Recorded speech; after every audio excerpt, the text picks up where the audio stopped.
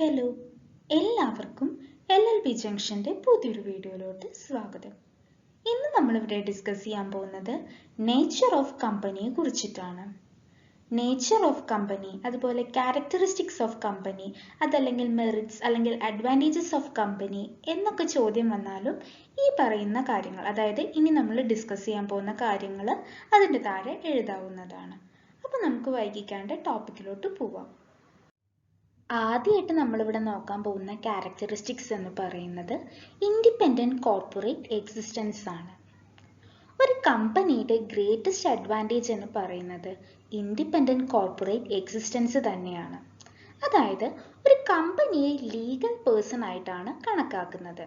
അതുകൊണ്ട് തന്നെ കമ്പനി വേറെ, കമ്പനിയിലെ മെമ്പേഴ്സ് വേറെ.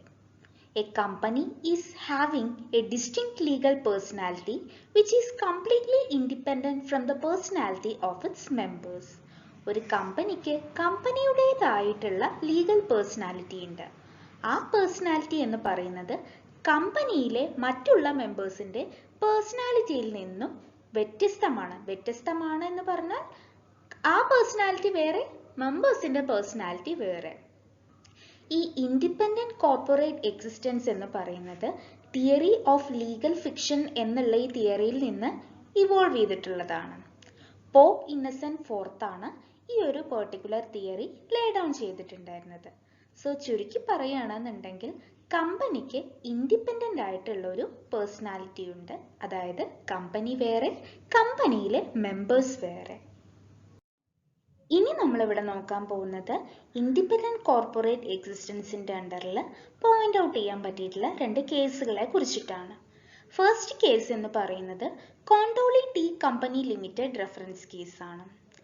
ഇന്ത്യയിൽ ആദ്യമായിട്ട് ഒരു കമ്പനിക്ക് എന്തുകൊണ്ട് സെപ്പറേറ്റ് ലീഗൽ പേഴ്സണാലിറ്റി വേണം എന്ന് അവകാശപ്പെട്ടിട്ടുണ്ടായിരുന്ന കേസാണ് ഈ Kondoli tea company limited reference case എന്ന് പറയുന്നത്.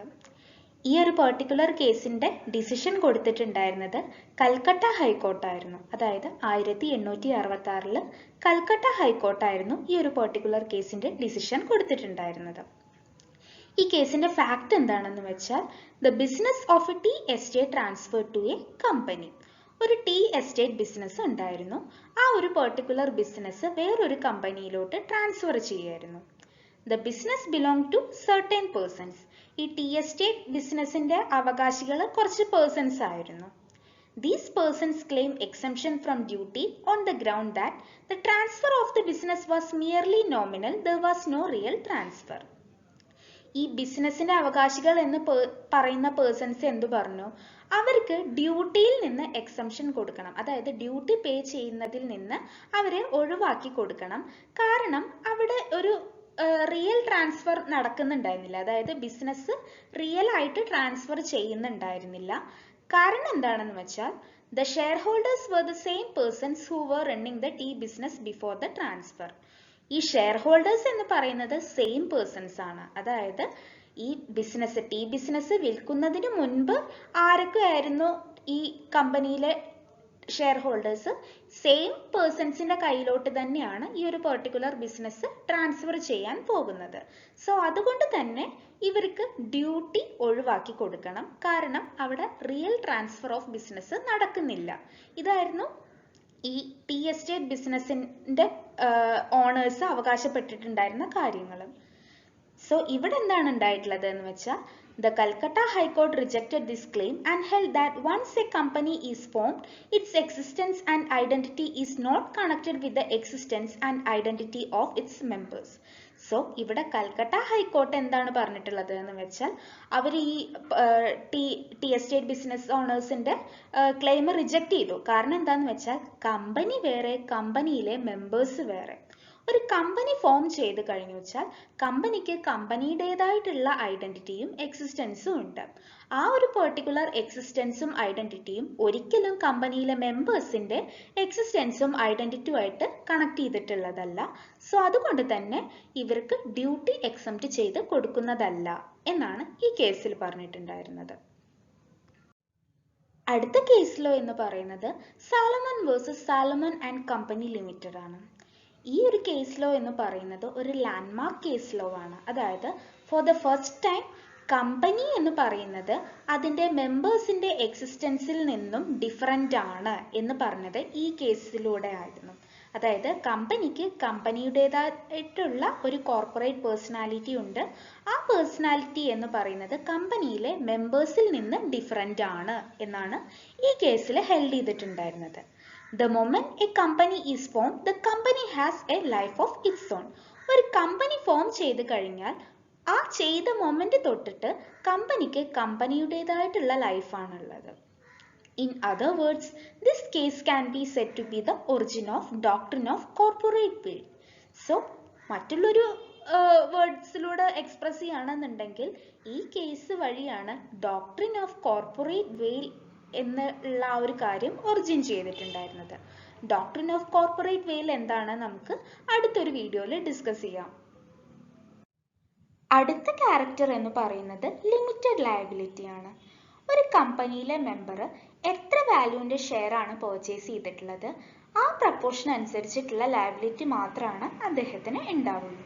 ഒരിക്കലും വാല്യൂവിനെ എക്സീഡ് ചെയ്തിട്ടുള്ള, അതായത് ഷെയറിൻ്റെ വാല്യൂവിനെ എക്സീഡ് ചെയ്തിട്ടുള്ള ലയബിലിറ്റി അദ്ദേഹത്തിന് ഉണ്ടാവില്ല. പാർട്ട്ണർഷിപ്പിനെ സംബന്ധിച്ചിടത്തോളം കമ്പനിക്കുള്ള ഒരു ഗ്രേറ്റസ്റ്റ് അഡ്വാൻറ്റേജും ഈ ലിമിറ്റഡ് ലയബിലിറ്റി തന്നെയാണ്. അതായത് ഒരു പാർട്ട്ണർഷിപ്പ് ഫേമിൽ പാർട്ട്ണർക്ക് അൺലിമിറ്റഡ് ലയബിലിറ്റി ആയിരിക്കും, എന്നാൽ കമ്പനിയിലെ മെമ്പേഴ്സിന് ലിമിറ്റഡ് ലയബിലിറ്റി ആണ് ഉണ്ടാവുള്ളൂ. അടുത്ത ക്യാരക്ടർ എന്ന് പറയുന്നത് സെപ്പറേറ്റ് പ്രോപ്പർട്ടി ആണ്. അതായത് കമ്പനി ഒരു ലീഗൽ പേഴ്സൺ ആണ് എന്നുള്ളത് നമ്മൾ ആദ്യം തന്നെ പറഞ്ഞു.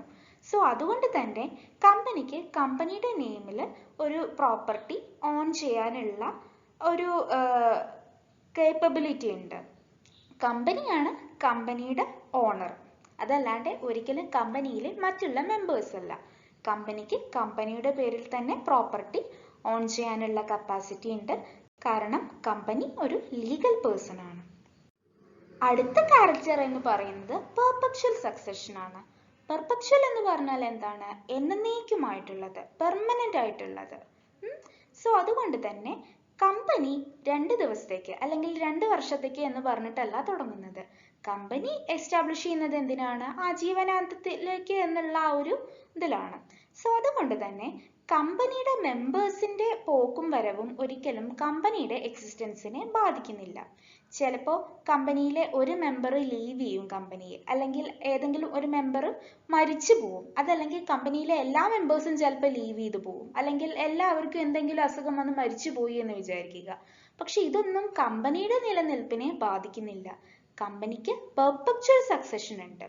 ഗോവർ എന്ന് പറഞ്ഞൊരു പേഴ്സൺ കൊടുത്തിട്ടുള്ള ഒരു കോട്ടിംഗ് ആണ്, men may come, men may go, but the company goes on for ever. അതായത് കമ്പനിയിലെ മെമ്പേഴ്സ് ചിലപ്പോൾ വരും പോവും, ഇതൊന്നും കമ്പനിയെ ബാധിക്കുന്നില്ല, കാരണം കമ്പനി എന്നേക്കുമായിട്ട് നിലനിൽക്കുന്ന ഒരു പ്രസ്ഥാനമാണ് എന്നാണ് അദ്ദേഹം പറഞ്ഞിട്ടുള്ളത്. ഈ സെയിം കോട്ടിംഗ് ആയിട്ട് റിലേറ്റ് ചെയ്തിട്ടുള്ള ഒരു പോയം ഉണ്ട്. ആ പോയത്തിൻ്റെ പേര് ദ ബ്രൂക്ക് എന്നാണ് ഞാൻ ഓർക്കുന്നത്. അതിലും ഏകദേശം ഇതുമായി റിലേറ്റ് ചെയ്തിട്ടുള്ള ഒരു വരിയുണ്ട്. അതായത് for men may come men may go but I go on for ever. അതൊരു ബ്രൂക്കിനെ ബേസ് ചെയ്തിട്ടുണ്ടായിരുന്ന ഒരു പോയമാണ്. അതിൻ്റെ ആവശ്യമൊന്നുമില്ല, എന്നാലും ജസ്റ്റ് ഞാൻ പറഞ്ഞു എന്നേ ഉള്ളൂ. സോ പെർപെക്ച്വൽ സക്സഷൻ എന്ന് പറഞ്ഞു വെച്ചാൽ ഫോർ എവർ എക്സിസ്റ്റൻസിനെയാണ്. കമ്പനിയിലെ മെമ്പേഴ്സ് വരുന്നതും പോകുന്നതും ഒരിക്കലും കമ്പനിയുടെ എക്സിസ്റ്റൻസിനെ ബാധിക്കുന്നില്ല. അടുത്ത ക്യാരക്ടർ എന്ന് പറയുന്നത് capacity to sue and be SUD.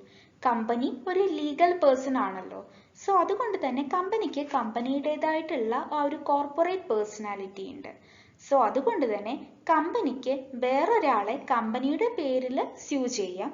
അതുപോലെ തന്നെ കമ്പനിയെ വേറൊരാൾക്ക് ഈ കമ്പനിയുടെ നെയിമിൽ തന്നെ സ്യൂ ചെയ്യാനും പറ്റും.